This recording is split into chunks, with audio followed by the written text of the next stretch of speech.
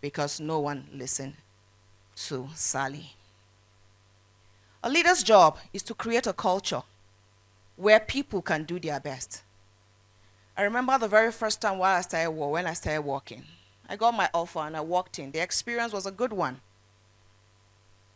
I felt confident. I walked in corporately dressed into the organization. I've been assigned to come to your office. This is my letter. Welcome. This is your desk, my supervisor said to me, and I took my desk, feeling very important that I have joined a league of very professional people. Few months into my work, I started work at a time when we don't get to be trained in computer skills before we start work. We go to work and learn how it's done. Unlike this generation that already know everything on the computer before they even start the work. And so I didn't know. I sat in my office in a particular location, and then this regional man, supervisor, was sent all the way from Abuja to come. And then he came to my office, and here I was, sitting on my system and typing my words. You know how you're looking for A here, you're looking for B and D. And he just raised his voice and said, "Who is this staff? Why is she working this way? These are not the kind of employees we need in this organization. With a high level of competition, it should be different." I was shaken. I was afraid. Even the A, I couldn't find it anymore on the computer.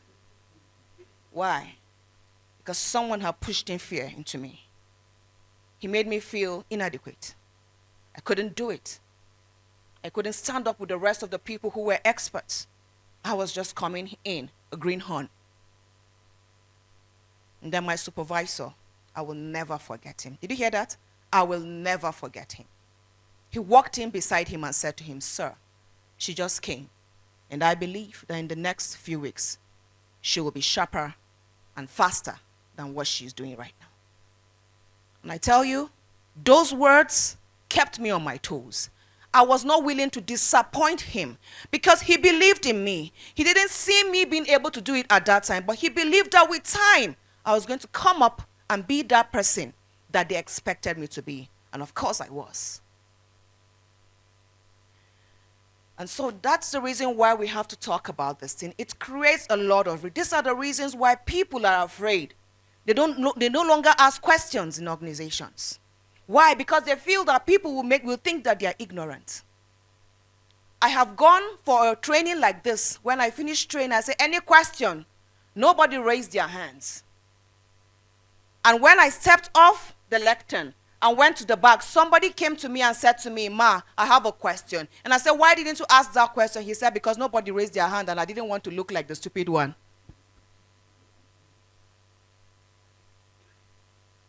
It doesn't matter if you don't know it. In answering your own question, other people learn from it. So don't be afraid to ask questions. You don't want to look incompetent, so you don't admit that you're wrong. Have you seen, I have worked with people who have made errors on their job and they refuse to admit the error because they felt that, how can they say that me like this made a mistake? Oh, come on, we're all humans. We all make mistakes. Nobody is immune to making mistakes or errors. We make mistakes somehow, no matter how good we are on the job. But sometimes as leaders, we always show as though we are infallible, that we don't make mistakes. And so we shield ourselves and give that front, "I am a superstar." There is no superstar in this matter. When we make mistakes, we admit that we make mistakes. But we have created an environment where people make mistakes and nobody talks about it. And then the mistake sits down quietly until it shows itself in the future. I remember a time when a colleague made a grave error and concealed that error for a very long time. Many years later, it popped. It popped so badly. It popped that it affected all the line managers. How didn't you see it as a supervisor? How didn't you, the next line, they continued going until it went up? When the regulatory sanctions came, it affected everybody. So we must not conceal our mistakes because we are afraid to look incompetent. When we make mistakes, let's say them out so we can correct. Some of us don't offer ideas, just like Sarah did, right? She said, "I will not say anything," because she felt she was intruding too much into the consultant's business. We don't have to feel that way. Let's offer our ideas. And some of us don't want to criticize because we don't want to look negative. And so everything they say, you say, yes, sir. How many of you have yes, sir people in your office? They don't question. They don't ask. I'm sorry. The military, I'm sure you have a lot of this.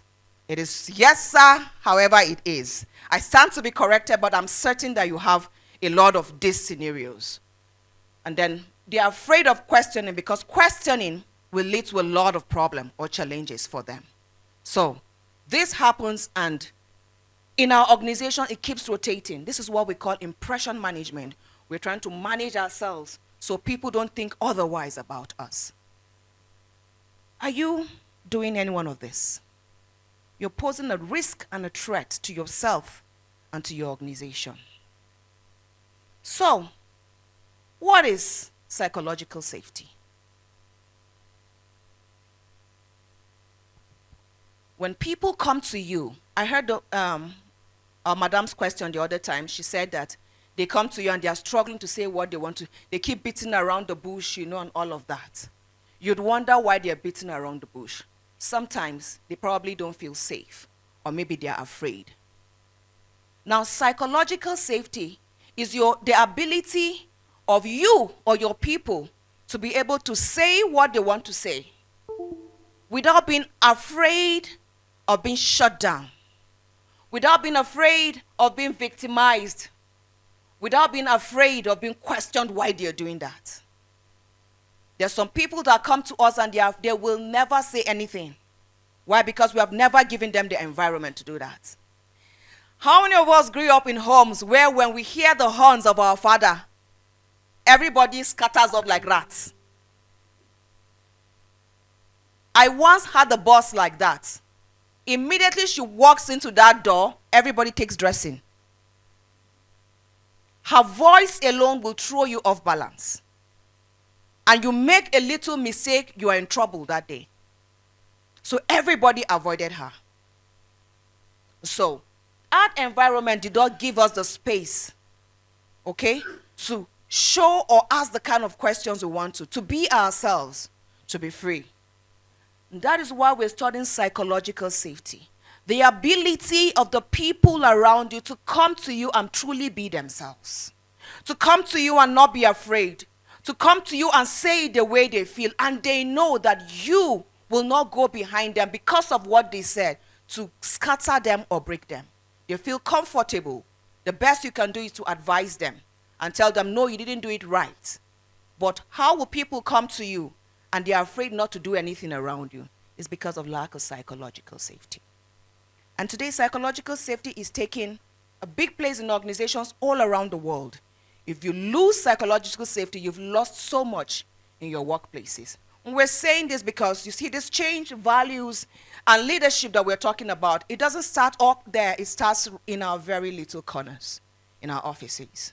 We must take charge. So, in every organization, when people are doing something or participating, it's because they are engaged. There are two sets of people in your organization, those that feel engaged and those that don't feel engaged. So how are you engaging your people? A lot of them feel engaged because they know that you understand and believe, and believe the direction of the organization. They know what the organization is going to. I went to train in an organization. I said to them, what are the values of your organization? They didn't know. What's the mission and vision of your organization? They did not know. None of them could say anything around it. What does that say to you? That all they care about is to do their work if they can, earn their money and go. But they do not understand the direction of the organization. And it happens to a lot of us when we ask ourselves, why does this organization exist? So many people don't know. They are only there because they've been given offer letters to work there. People who are engaged understand where their organizations are going to. They understand how critical their role is in achieving the purpose, the mission, and the objectives of that organization. And they genuinely want the organization to succeed. Have you seen people in an organization where if they are not there, a lot of things go wrong? Why? Because they have become key talents.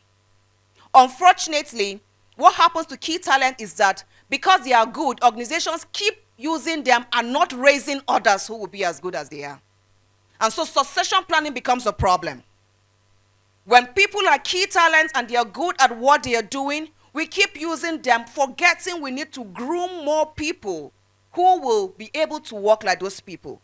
Now, a test of your leadership will be that you raised more who are as good as the good ones, and not that at the end of the day, there is nobody to continue to work. Just recently, I went to do some work in an organization, and some people were going to be retiring.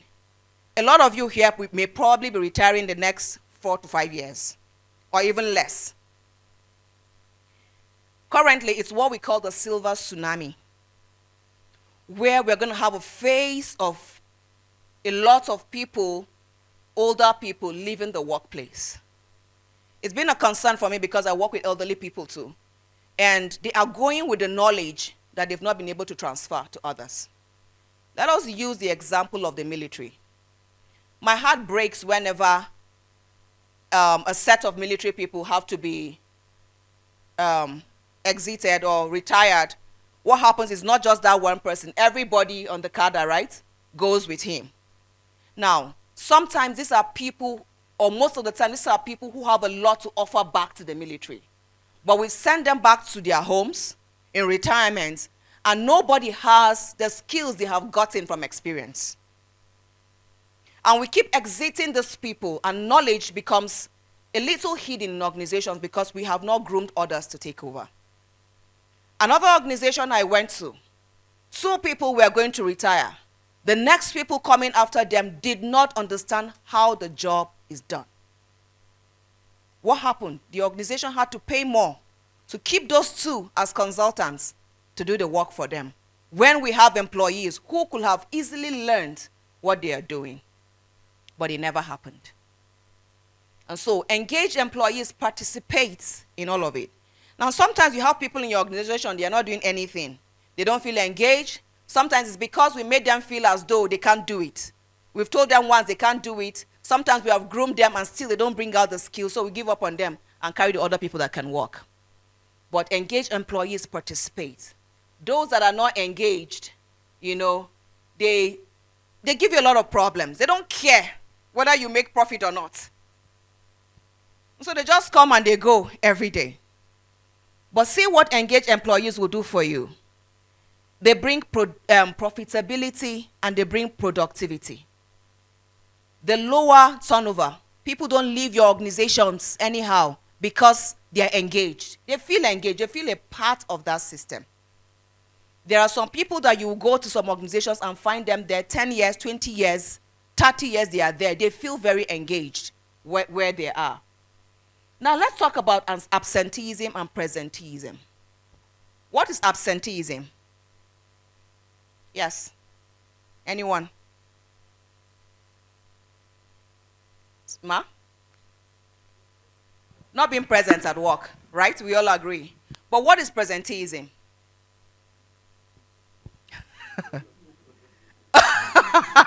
Did you hear that? When you're too present at work. When you're too involved. Did you say that? When you're too involved in everything. Okay, who else has another opinion on what presenteeism is? Present but doing nothing. Exactly what it is. It is even better for absenteeism to happen than for presenteeism to happen. Because you are able to measure that this person did not come to work for a certain number of days. But then somebody comes to work, you see his face every day, but he's not yielding the results. That's presenteeism. The body is there, the spirit is out. Do you have those people in your organization? They sit down every day, you don't see any result. You don't see no level of productivity.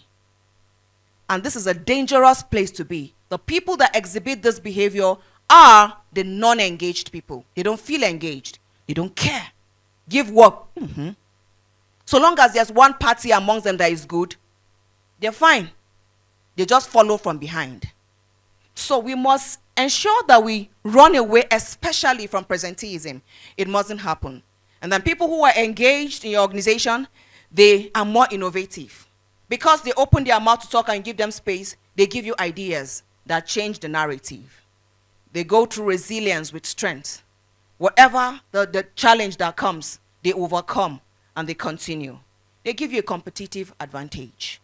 You have an edge over others because you have strong people who participate in what you do. Can you measure presenteeism? Practically not so much. Even if the outcome of productivity shows you negative, you can't measure, you can't even understand how it's happening because you see the people every day. But when there's absenteeism, you're able to measure, you know that this person did not come to work 4 days out of the week, 1 week out of the month, you know, like that. So when people are engaged in your work, it's because you've given them a safe space to participate in what is happening. Now let's look at these two groups. I'm certain that you've heard the story, the Aristotle project of Google, right? Many years ago, Google went into a project where it studied over 180 teams to find out their success factors. What they did is they found out that PS, which is psychological safety, is the #1 driver for engaged teams. Why? Because they encourage open dialogue. They sat around tables, not minding the positions and the offices, and they spoke, and they shared what was happening. So Google did that. They opened dialogue, and they allowed the voices to speak. And of course, it brought about a lot of innovation and results. Let's talk about Boeing 737 MAX. Boeing 737 MAX was an airplane that came out in a certain period, around the 2012, 18, 19 to 20. That plane was flying. But something happened. The Lion Airline took off just 10 minutes, and then it crashed. Hundreds of people died. Not up to 2 months later, the same Boeing that was taken by Ethiopian Airline, they took off that plane, and it crashed hundreds of people. At the end, 346 lives were lost in just 2 air crashes. Now, a research and a study was done. Today, Boeing 737 does not fly around the world. It was grounded. No airline is to move this particular plane. A research was done, and guess what they said? One of the engineers said something. He said, "We saw this fault. We told them that the standard and the quality was not okay, but they refused to hear us."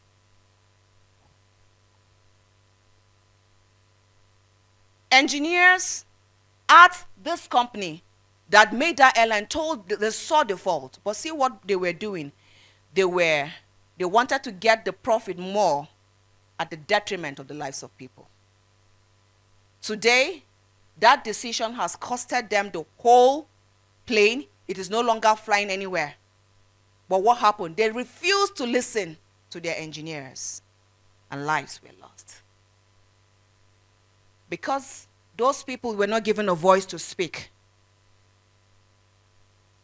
it led to silence. They didn't talk anymore. It affected the reputational and financial state of that organization, all because psychological safety was lacking. So what are the consequences of not speaking up? When people don't speak up, a lot happens. You could have avoided some of the failures. There are some things that we know that they're avoidable, right? And there are some things that are beyond our control. We can't change them. But what are the ones within our control? What have we done with the ones within our control? And so, speaking up helps us to avoid preventable failures. When we hear people, I'm sure after that plane crashed, one of the people in the team will have said, "Oh God, if only we had heard those engineers." But it had happened.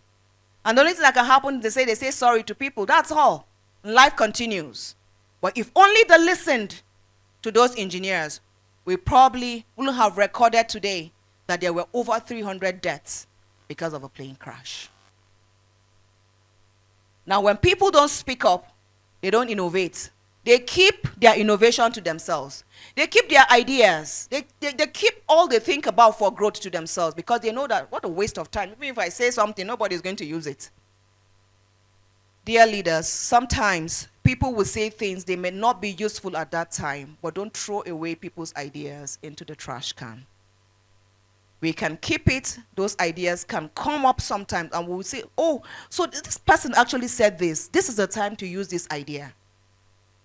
So it might not be relevant at this time, but it will be relevant in the future, or even to you as an individual. Have you not seen a lot of people whom their subordinates gave them ideas and they ran with the vision as if it was their own?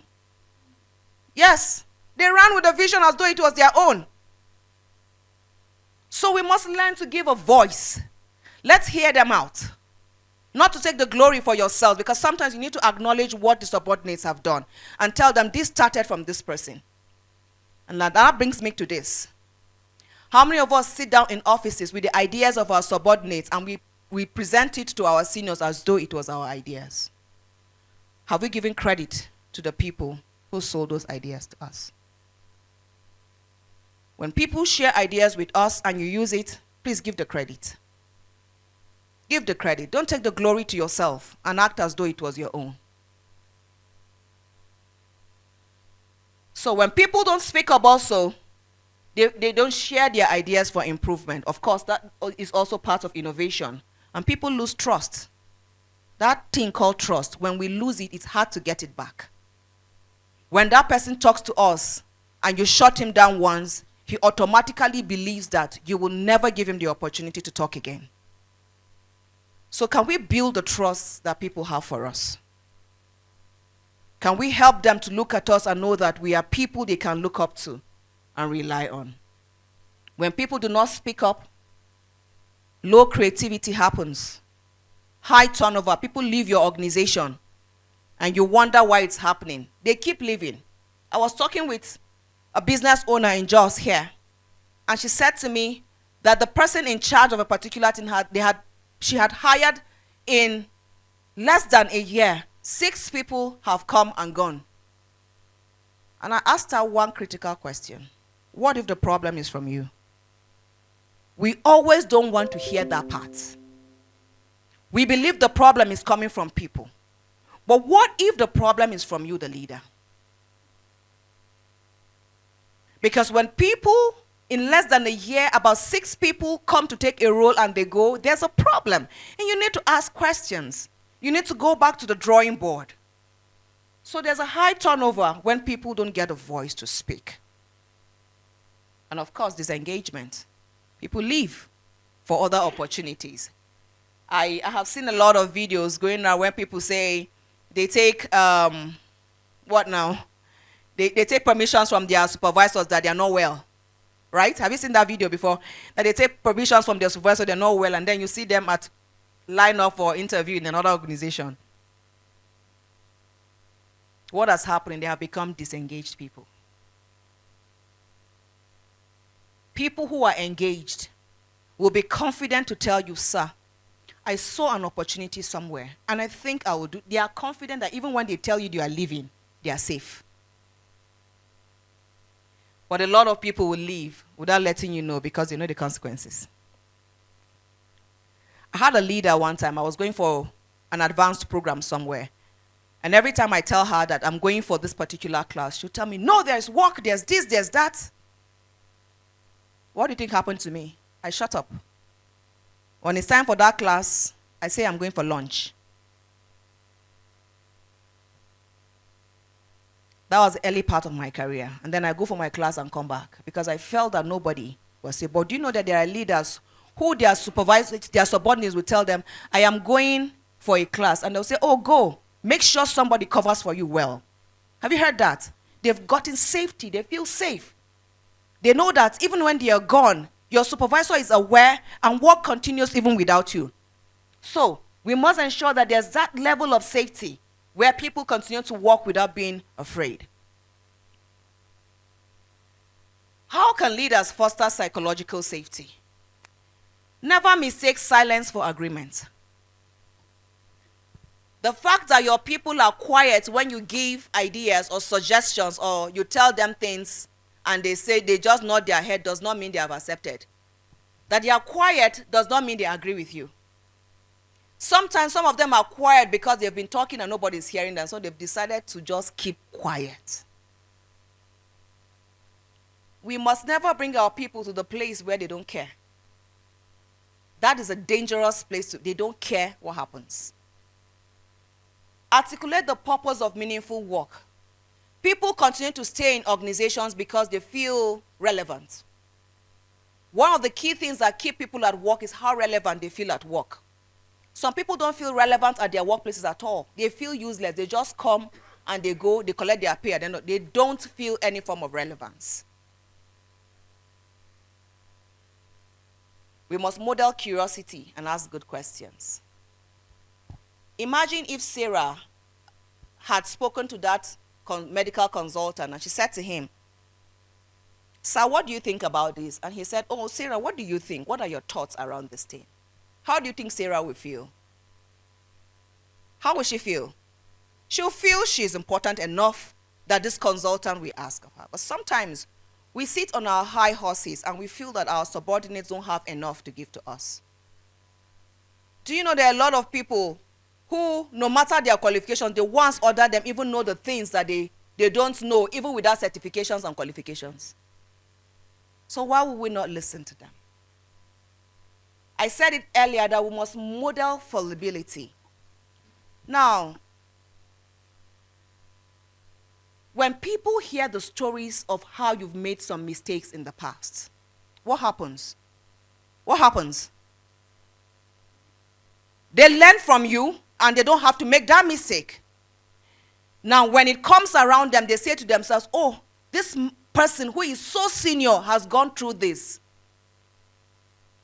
So it's clear that it's possible that I can make that kind of mistake if I'm not careful."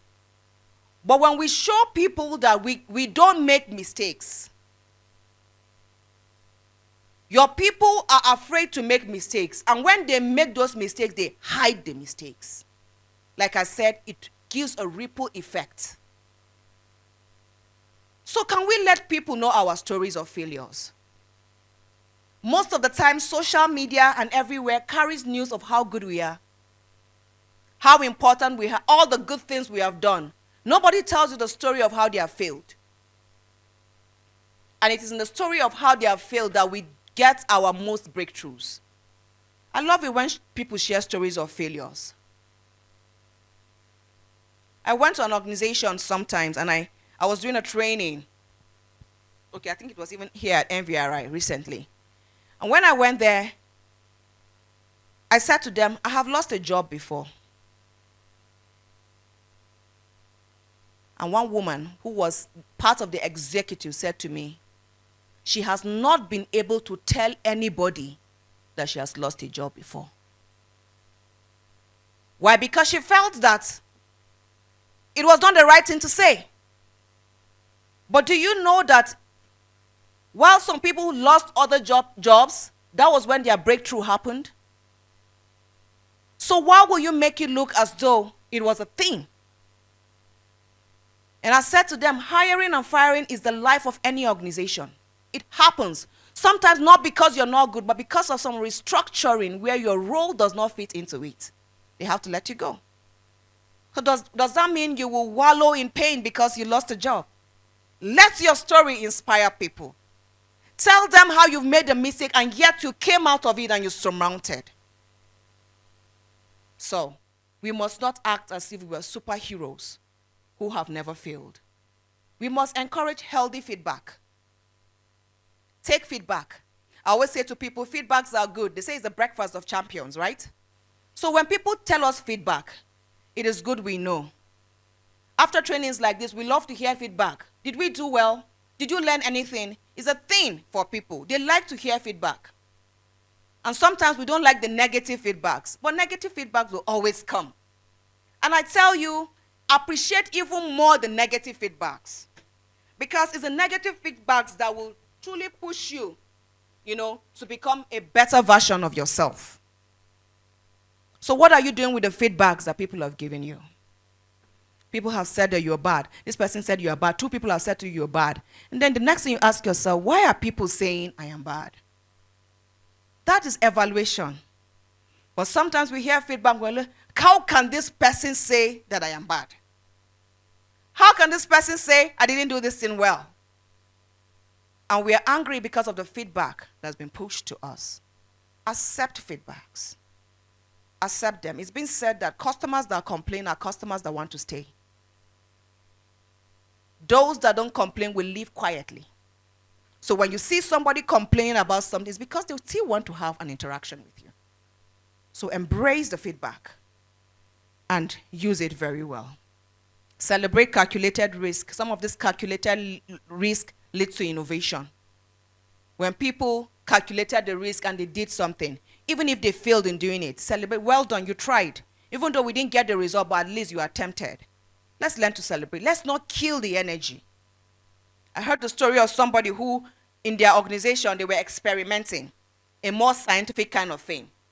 And while they were experimenting, the experiments or the chemicals they added did not add up, and the thing blasted. It did not injure anybody. But what do you think will have happened? They will have learned that this combination and this combination will not go at any time, so nobody else should try it. Imagine if the leader of that team says to that person, what a useless thing you have done. Do you think he will want to try that again? Or try another solution? No. But imagine, wow, you tried. Also, now we know that this combination and this combination cannot work. What do you think will happen? That person will think deeper of how else to do it to give the needed solution to that organization. So, in every organization, we always exhibit a high level, high psychological safety and a low psychological safety point.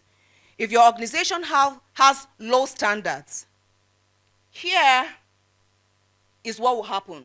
Your people will just be at the minimal, at the basic. They will just be at their comfort zone. If you have a high level of psychological safety and you have low standards, they will just be minimal. And we don't want minimal people in our organizations.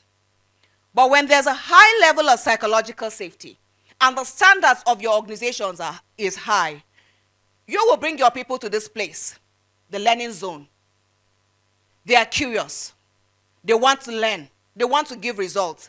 This is where you want your people to be.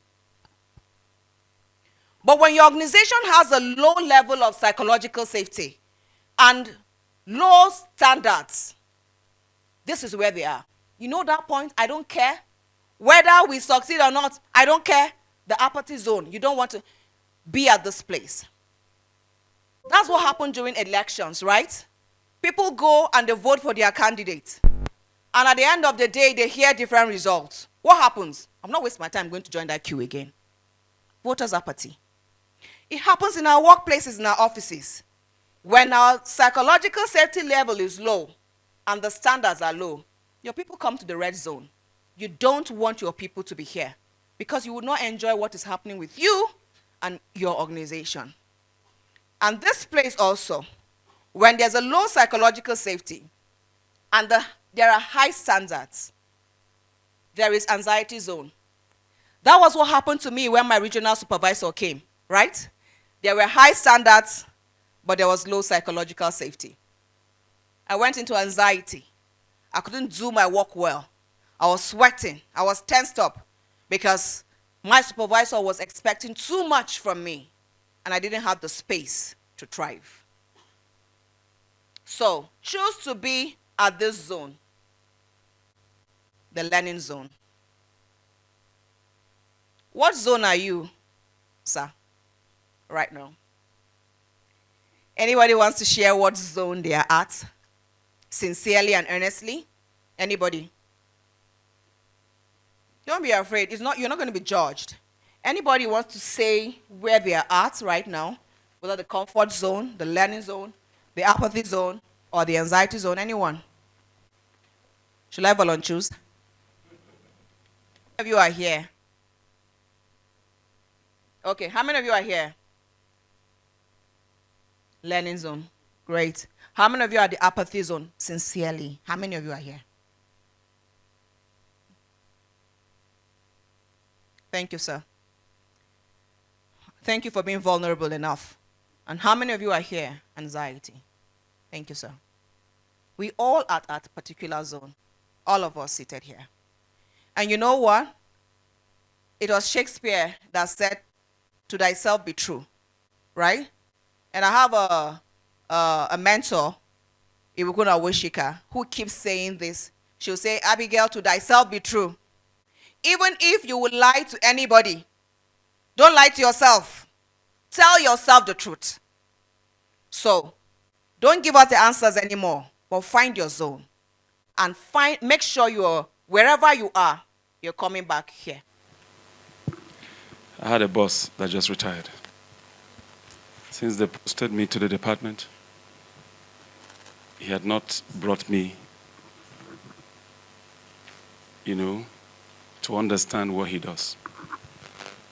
Even when I tend to ask, I'm here and available to work and to make sure I support you, because any success of the department is a success to the director. Sure. He told me I should not worry. I said, "Sir, I should worry. I'm a deputy director. You are leaving, and I need you to teach me the steps so that you can leave indelible marks that we can trace. And if we seek your knowledge in your absence, that would be that you are a good leader. You taught us well." I will tell you, I've been in that department since March. Not a paper was given to me, and not a file was sent to me. She's my current director, my immediate boss. She took over from him. I think from us, we're going to learn from the job immediately. So it affected my psychology. Wow. I'm somebody who's very curious to learn. And I love to stay in the midst of knowledgeable people like this so that I can acquire more knowledge. It affected my psychology. As I'm talking to you now, if any work comes from the above for us to do now, I bet you, except if we are given a space of time to grasp what was left, so that I can read the file, develop ourselves, and to be able to solve and bring solutions. Psychologically, as I'm telling you, my morale has been dampened. But not dampened to the effect that will make you know that I know this thing. No. My growing days, like our resource person said, in my own case it was different. My father has always wanted us to be disciplined, kept us in the line of discipline. He did not teach me what to do. I saw other soldiers doing it in NDA. I was just a little boy in 1973. So I love the uniform. I love everything about it. So I was always looking at it. My daddy would say, "Never say never." But what he hates is to hear that you beat another person's child. Because as you are coming, you just prepare your face for a slap. He said that will reset my brain. He said, "I did not teach you to be troublesome." I didn't see all those other things, but it built my morale. I grew up with that throughout my primary school in NDA, throughout till I got to Ahmadu Bello University. It built confidence. But when I came to work under such a director, honestly, I was so disappointed. For the first time in my life, I felt I don't know anything. And that is the point where we are, but we are picking up by the grace of God. Thank God for the new boss around you. You're covered. All right, Ma. Should I introduce myself again? Yes, please. Well, I'm Juma Modu from Refugee Commission. First of all, Ma, we appreciate you. Thank you, Because Ma. I'm a gender analyst. Great. When you are coming in, I was campaigning for them to clap for you. Being the only female that yeah. Wow. Thank you. And then this training, actually, especially this topic, is like an expo to me. because I lost my director just 2 or 3 weeks ago. Wow. So I've been appointed like to act on his behalf. So I've learned a lot. Thank you so much. Thank you, ma. And I will do justice to this psychological training. Great, Thank fantastic. you. Yes, I have some experience that I resonate with, so I resonate with this psychological safety a lot. I was in another industry before I joined civil service. So the experience I had was I had a branch that I headed, and in banking we are always under fire. So you have your eyes on the ball, on the target, and all that. So one day, after a while, okay, my name is David Oguche, Refugee Commission. Okay. So I decided to create a platform, and I told all my staff, about 50 then, it was the main office, that everyone is neutral. That at that time, whatever you said will not be used against you. So once every month, I do convey that meeting. So people feel very free to tell them, to say what the manager is not doing right, or the best way to, you feel certain things should be happening, maybe decisions taken throughout the month that were not okay, or the ones you feel they are okay, so that we'll know the changes that we'll do and all of that. So something touched me so much. One guy, the name is Ibrahim, he told me that, that he observed that whenever I come to the office and I see them, usually when they greet, I greet like this most times, and I call them my guys and all that. Then he said that he will feel better if his manager will walk up to him and shake his hand. Like, if that happens, he will feel so fulfilled, so encouraged, and all that. So that thing has really been on my mind. And that just talking to him, not just like this, but having a handshake meant a lot to him. And where I know that that one, so we started doing that. And we're doing that like in the state I was now. In fact, all the managers in about the 5 branches there were people that worked under me. And my wife currently worked there. So when you say that thing, you work more, when you give chance to it, you work more for yourself than the person. My wife works there. Whenever she goes to any of the branches, I left there since 2013.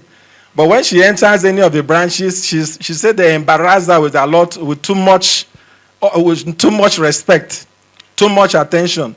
And like Ibrahim left banking, he started managing his father's business in Bauchi. From time to time, he calls me and he do say the things he learned, how he's implementing it in his father's business, and how they are working out the kind of results that is really good for the business, for the growth of the business. So I want to really say that it is actually good if people are giving room to express themselves. And if people don't look more at the punishment or whatever, but where that happens, where such climate is created, yes, it makes room for growth. It makes room for development.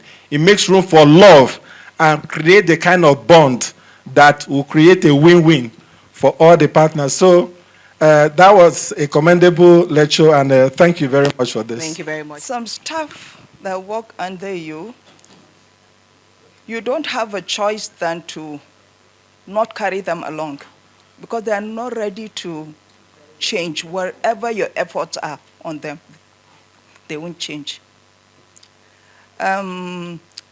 Well, I'm lucky that growing up as a civil servant, I worked with people that are that will make you work, and then you will not, you will not have chance to even complain or to say. And sometimes there's this director that I had.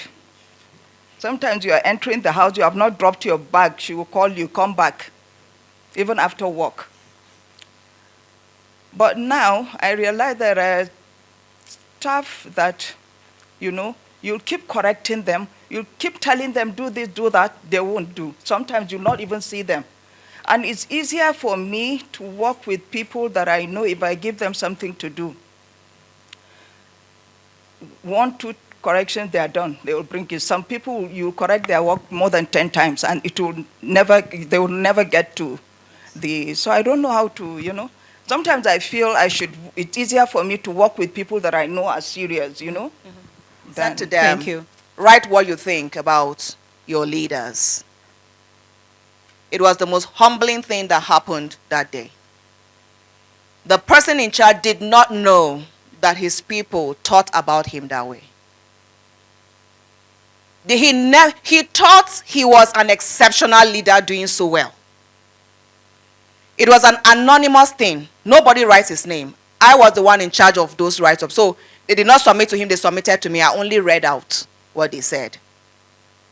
That leader was practically in tears.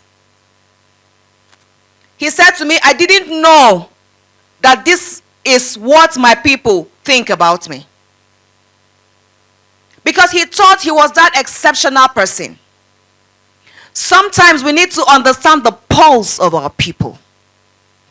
Perception is what people think about you, right? Or what they feel about you. You may be feeling you're doing well sometimes, but maybe that staff has something about you that is a minus for you. That is not to say you're not doing your work well. I'm just saying that a lot of times we need to hear the pulse of our people. What do they think about us? But most times we don't give them room. Now, does that mean that we don't have what we call, I'll put it in quotes, laggards in the workplace? No, we have them. There are people you would teach and train and train and train, yet you don't get results. I have learned something in trauma healing courses that we do for workplaces. And somebody said something, one of the trainers said something. He said, there is a reason behind every behavior. And what the problem is that we don't know the roots of the problem, why they are behaving that way. A lot of the people in our workplaces are traumatized. The experiences of their past are playing in their reality. And some of them don't even know that it was the past experiences of childhood that is currently affecting them in the workplace. Somebody is behaving in a setting where you think it's normal. No, it's because of what happened to that person in childhood. Somebody explained something like that and said somebody was reacting. They didn't know that it was something he suffered in the past. It expresses itself in workplace. No matter how you train them, they have told inside their mind, somebody had told them they cannot do anything good. They walk with that consciousness every day, even to the workplace. Don't give up. Don't throw them to the trash can. Excuse me. I know that we do appraisals everywhere and we rate people. These are high performance, these are people, and then we put some people in the performance improvement plan where they need to perform. And when they don't do that at some stage, we have to let go. It happens, right? We let go some people because of non-performance. But before you ever do that, I always say to people, don't be quick to send people to the trash. Ensure that you do everything that you need to do. Do we acknowledge the fact that you've been training and you have difficulty with people? Yes. Do we also acknowledge the fact that your temperaments are different from that person? Yes. Because people are different. No matter how you do it, have you heard people say, "Na blood no mix"? Is blood even supposed to mix? You hear people say, my blood no mix with this person. My blood does not mix with that person. So you will have those kind of people. But your ultimate goal, as a leader, is to create that culture. And even when the person is asked to go, for instance, the person goes and knows that you have truly helped. And I'll say this in closure. Our success as leaders is not in whether we did our task well, but it is more in the fact that we've been able to raise people who can successfully do better than what we ever did. Thank you very much.